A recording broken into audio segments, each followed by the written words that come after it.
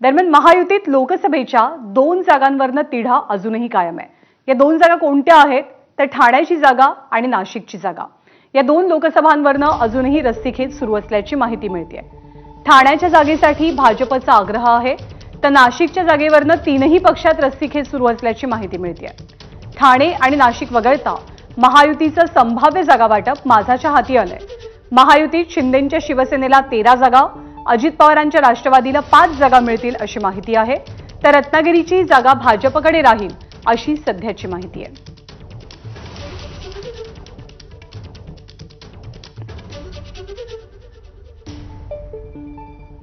तर शिंदे गट आणि अजित पवार यांच्या वाट्याला नेमक्या किती आणि कोणत्या जागा येण्याचा अंदाज आहे, त्यावरती आपण एक नजर टाकूया।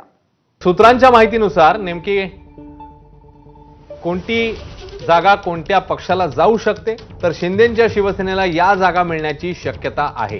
कल्याण, दक्षिण मुंबई, दक्षिण मध्य मुंबई, उत्तर पश्चिम मुंबई, पालघर, मावळ, रामटेक, कोल्हापूर, हातकणंगले, बुलढाणा, शिर्डी, हिंगोली, यवतमाळ, वाशिम या जागा शिंदेंच्या शिवसेनेला मिळू शकतात।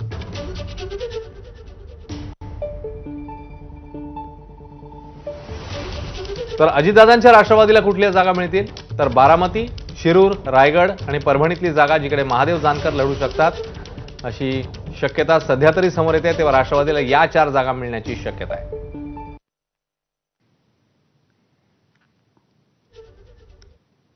तर 28 मार्चला अजित पवार यांच्या राष्ट्रवादीची